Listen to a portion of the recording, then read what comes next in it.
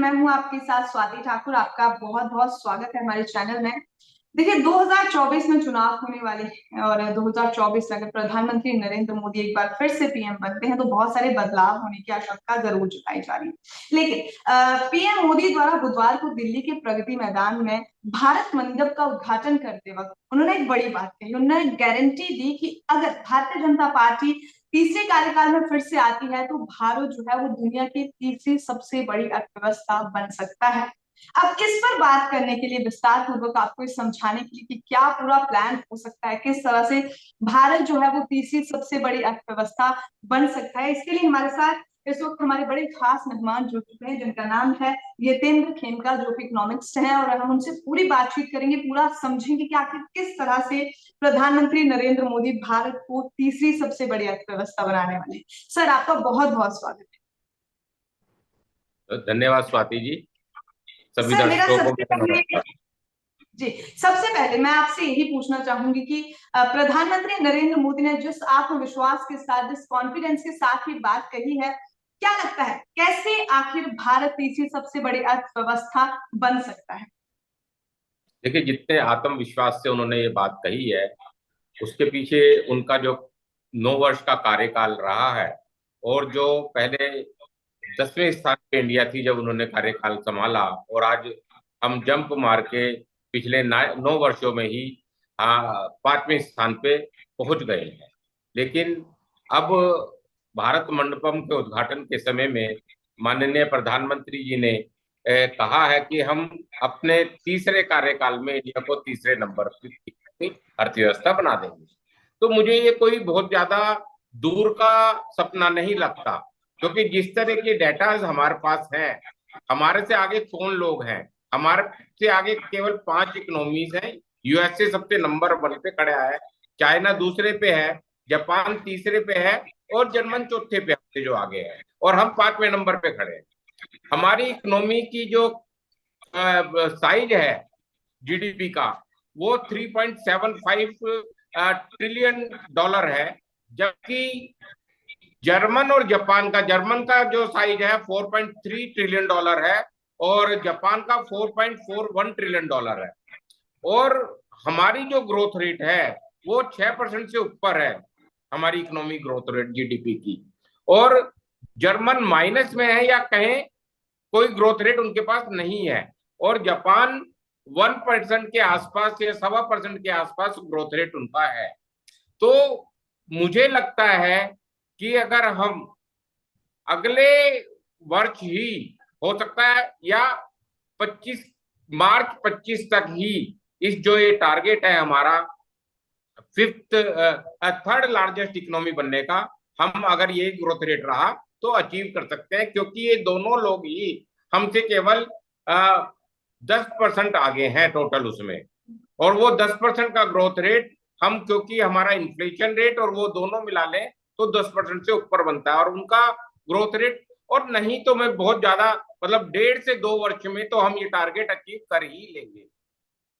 जी, ये बात आपने सही कही। देखिए, जब प्रधानमंत्री नरेंद्र मोदी पद पर आए थे अपने, तो उस वक्त हम 10वें नंबर पे थे और अब हम 5वें पे हैं। उनका कहना है कि अगर भारतीय जनता पार्टी फिर से 2024 में आती है तो वो तीसरे पर भी हम आ जाएंगे। लेकिन आम आदमी पर इसका क्या असर होगा, मैं आपसे ये भी जानना चाहूंगी कि आखिर आम आदमी की जिंदगी कितनी ज्यादा बदलेगी? देखिए, ये आपने बहुत बहुत मुश्किल प्रश्न मुझसे पूछा है, क्योंकि जीडीपी, जब हम ओवरऑल जीडीपी कंट्री की बात करते हैं, वहां तो हम बहुत बढ़िया परफॉर्म कर रहे हैं। लेकिन जो पर कैपिटा जीडीपी है, उसमें अभी हम काफी पीछे हैं। और लेकिन ऐसा नहीं है कि हम उसको बढ़ाने के प्रयास नहीं कर रहे, या पिछले वर्षों में वो नहीं बढ़ी है, वो बढ़ी है डेफिनेटली। लेकिन उसका और कोई माध्यम भी नहीं है। अगर हम ओवरऑल जीडीपी को बढ़ाएंगे तभी जो पर कैपिटा जीडीपी है वो बढ़ेगी, लेकिन अभी मंजिल दूर है। और हमारे को बहुत सारे ऐसे माध्यम है, जो इनकम डिस्ट्रीब्यूशन का मैकेनिज्म है, वो इस तरह से बनाना पड़ेगा कि जो कम से कम ये $2,000 के आसपास, 2100-2200 के आसपास हमारी पर कैपिटा जीडीपी है, कम से कम अगले 3 वर्षों के अंदर अंदर ये हमारा ये टारगेट हमारा होना चाहिए कि ये $5,000 पर कैपिटा पहुंच जाए। अगर वो पहुंचती है तो हम काफी बड़ी छलांग इस टोटल रेस में लगा लेंगे, और जिससे कि आम जो जीवन है, आम लोगों का जो जीवन है, जो 70-80% हमारी जनसंख्या है, उसका living standard, ease of living, ease of doing business के साथ ईज ऑफ लिविंग आएगा, और उन सब लोगों को बुनियादी सुविधाएं मिलने लगेगी और हेल्थी फूड मिलने लगेगा। जी, एक और तो बात मैं आपसे पूछना चाहती हूँ कि देखिए, ये आम आदमी की जिम्मेवारी भी है कि अगर प्रधानमंत्री नरेंद्र मोदी ने कहा है कि भारत जो है विश्व की तीसरी बड़ी अर्थव्यवस्था बन सकता है, तो आम लोगों की जिम्मेदारी भी है इसमें अपना सहयोग देने की। क्या क्या ऐसी चीजें हैं जो हम लोगों को भी फॉलो करना बहुत ज्यादा जरूरी देखिए, सबसे पहले तो यह है कि वैसे तो सभी देशवासी पिछले कई वर्षों से आप देख रहे हैं कि जीडीपी का कलेक्शन बढ़ रहा है। है? हम लोग देख रहे हैं कि डायरेक्ट टैक्स का भी कलेक्शन बढ़ रहा है कंट्री में, जो कि इनकम टैक्स के रूप में हम लोगों से लिया जाता है।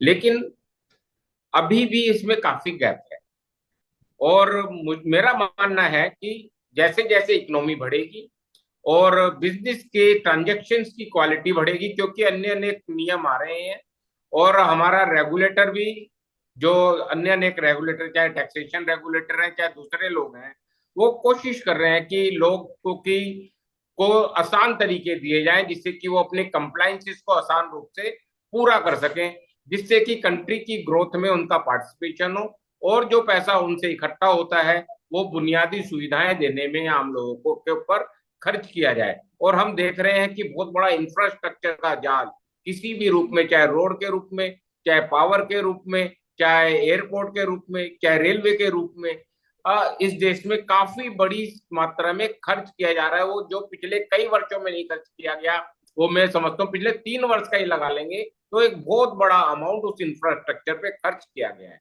और मेरा मानना है कि जो हमारा ट्रेवलिंग है, लॉजिस्टिक है, वो बहुत इम्प्रूव हो रहा है। और उस जब गति आ जाती है किसी भी चीज में, तो इकोनॉमी अपने आप रफ्तार पकड़ लेती है, और आम आदमी का जीवन अपने आप ठीक हो जाता है। और हमारे को नीचे के आदमी को कहीं ना कहीं इंक्लूसिव सारे सिस्टम के साथ समावेश करना पड़ेगा, जिससे कि हमारी इंक्लूसिव ग्रोथ हो। हमारे को अब इंक्लूसिव ग्रोथ के लिए कुछ मॉडल इकोनॉमी का तैयार करना पड़ेगा। जी, देखिए, जीडीपी से मैं थोड़ा सा हमारे दर्शकों को इसका मतलब समझा देती हूँ कि हमारी अर्थव्यवस्था को बढ़ने का जो सीधा आशय है वो हमारी जीडीपी से है, क्योंकि और जीडीपी का मतलब है कि एक साल में कितनी ज्यादा सेवाओं का या कितनी ज्यादा कुल जो माल है उसका वैल्यू बढ़ा है। अब एक आखिरी सवाल मैं आपसे सर पूछना चाहती हूँ कि ऐसे 5 फैक्टर्स जो आप हमारे दर्शकों को बता सके कि क्या प्लान हो सकता है पीएम मोदी का अर्थव्यवस्था को बढ़ाने को लेकर, तो 5 बड़े फैक्टर्स किस तरह से देश की अर्थव्यवस्था जो है वो बढ़ेगी, क्या प्लान हो सकता है? देखिए जी, रूरल सेक्टर में इन्वेस्टमेंट, रूरल इकोनॉमी में इन्वेस्टमेंट, रूरल इकोनॉमी का जब मैं बात करता हूं तो एग्रीकल्चर इकोनॉमी को भी उसमें जोड़ता हूं। उसमें हम्म, जो इन्वेस्टमेंट है, सबसे पहले तो उसमें इन्वेस्टमेंट आनी चाहिए, और हम्म, उसके साथ साथ उसमें टेक्नोलॉजी भी आनी चाहिए, दूसरी बात। तो हम्म, अगर ये चीज आएगी, तो जो वहां का आदमी है, जो उससे क्या होगा, अर्बनाइजेशन भी रुकेगा हमारा, और प्रैक्टिकली हमारे गांव ही एक तरह से स्मॉल टाउन बन जाएंगे, जो सभी सुविधाओं से लैस होंगे। हमारे को ये कोशिश करनी चाहिए, और वहीं पर रोजगार के अवसर मुहैया करवाएं। और एग्रीकल्चर सेक्टर एक बहुत बड़ा सेक्टर है, जिससे कि हम इंक्लूसिव ग्रोथ दे सकते हैं। रूरल इकोनॉमी को अगर हम बूस्ट देते हैं तो हम बहुत बड़ी इंक्लूसिव ग्रोथ दे सकते हैं, और उसमें कैपिटल भी बहुत बड़ी नहीं चाहिए। और साथ में दूसरा हम कर रहे हैं कि इंफ्रा पे खर्च कर ही रहे हैं। पावर जनरेशन, क्योंकि डिमांड पावर के भी हम शॉर्टेज की तरफ जाने वाले हैं पावर में, तो हमारे को पावर पे एक बहुत बड़ा व्यू लेना पड़ेगा, और पावर की प्रोडक्शन कैसे बढ़े उस पे देखना पड़ेगा। और जहां इकोनॉमिक फ्रंट की बात मैं बोलता हूं, हमारे को अपनी डेट टू जीडीपी को कम करना पड़ेगा, टैक्स टू जीडीपी को बढ़ाना पड़ेगा, और एग्रीकल्चर ग्रोथ को अगले 15 साल के लिए 15% पे कैसे, या 12-13% पे अगले 15 साल तक कंटिन्यूसली कैसे ग्रो करवाएं, इस पे सर, मैं विचार आपके करना। बात यहाँ पे एक छोटी सी काटती, क्योंकि बात टैक्स की हो रही थी, तो मैं एक सवाल बीच में और पूछती हूँ, फिर आप अपना जवाब कंटिन्यू कीजिएगा कि वो लोग जो टैक्स में कंट्रीब्यूट नहीं करते हैं, ठीक है, वो किस तरह से कंट्रीब्यूट कर सकते हैं? जो लोग टैक्स पे नहीं करते वो किस तरह से कंट्रीब्यूट कर सकते हैं? देखिए, पहले बात तो स्वाति जी, हमारे को ये समझना चाहिए, भारत विविधता का देश है, और अभी भी 50% से ज्यादा इकोनॉमी हमारी एग्रीकल्चर पे टिकी हम्म, हुई है, जो कि जिसपे हमारा टैक्सेशन सिस्टम जीरो है, जहां तक मैं डायरेक्ट टैक्स की बात कर रहा हूँ। हम्म, लेकिन जैसे ही हम चीजों को इनडायरेक्ट टैक्स पे ले आते हैं, तो 140 करोड़ के 140 करोड़ जहां भी इनडायरेक्ट टैक्स लगता है जिन भी चीजों पे, वो सभी लोग अपने टैक्स की चीजों को दे रहे हैं। खाली बीच में मैं इतना जरूर कहूंगा, हो सकता है कहीं ना कहीं बीच में अभी भी लीकेज हो। उस लीकेज को कंज्यूमर से लेकर और जो मैन्युफैक्चरर से लेकर कंज्यूमर तक जो एक चेन है, उसके बीच में कहीं कोई अगर टैक्स की लीकेज है या वैल्यू एडिशन पे टैक्स नहीं दे लिया जा पा रहा है, तो उसको हम्म, हमारे को दुरुस्त करने की जरूरत है, जिससे कि ये एक बहुत बड़ा जंप आए।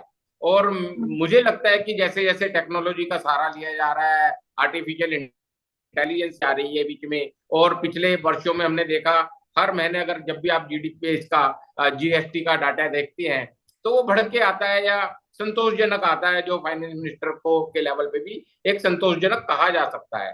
तो मुझे लगता है आने वाले वर्षों में हम और ज्यादा टैक्स कंप्लाइंट कंट्री बनेंगे, और हमारा रेवेन्यू बढ़ेगा, और हमारी टैक्स टू जीडीपी है वो इम्प्रूव होगी। और मेरा मानना है अगर ये 15% के आसपास होती है, तो एक ये भारतवर्ष के लिए डेवलप्ड नेशन बनने की तरफ एक कदम होगा। ठीक है। जी, आप सर अपना जवाब कंटिन्यू कीजिए, जो फैक्टर्स आप हमें बता रहे थे किस तरह से ग्रोथ होगी। मैंने आपको एक तो 3-4 फैक्टर बता दिए हैं। सबसे आखिरी जो अहम है, हमारे को अपने फिजिकल डेफिसिट को अब डेफिसिट वर्ड हटा के फिजिकल सरप्लस की तरफ लेके जाने की कोशिश करनी हम्म, चाहिए। और एक हम जो बहुत बड़ा काम करते हैं, जिसका रुपया चलेगा उसका डंका बजेगा पूरे संसार में। तो हम हम्म, ये कोशिश कर रहे हैं कि हमारे रुपये की एक्सेप्टेबिलिटी वर्ल्ड ओवर हो, लोग हमसे ट्रेड रुपये में करें। और जब ये रुपये में करेंगे तो रुपया स्ट्रोंग होगा, जब रुपया स्ट्रोंग होगा तो देश स्ट्रोंग होगा। और हमारा का फिजिकल डेफिसिट ले लो या एक करंट अकाउंट डेफिसिट ले लो, वो दोनों सरप्लस की तरफ जब चलेंगे तो हम सक्षम होंगे, हमारा हर एक नागरिक सक्षम होगा। और मैं चाहता हूं कि जो ये पैसा देश इकट्ठा कर रहा है, ये जीडीपी का जो मजा पूरा देश ले रहा है, वो नीचे तक आए, और नीचे के आदमी को भी राहत मिले, आम मिडिल मैन को भी राहत मिले, जिससे कि आने वाला समय सुनहरा हो। और मुझे पूरा विश्वास है जिस तरह से चल रहा है, वो चीजें हम सब भागीदार बने और अपने अपने रोल को ढंग से पेश करें, तो मेरे को लगता है आने वाला समय बहुत सुंदर रहेगा। जी बिल्कुल सर। बहुत बहुत धन्यवाद, आपने बहुत विस्तार पूर्वक हमें जानकारी दी है, और हमारे जो भी दर्शक हमें इस वक्त देख रहे हैं उनको भी बहुत विस्तार पूर्वक आपने बड़ी आसान शब्दों में हम कहेंगे आपने समझाया है।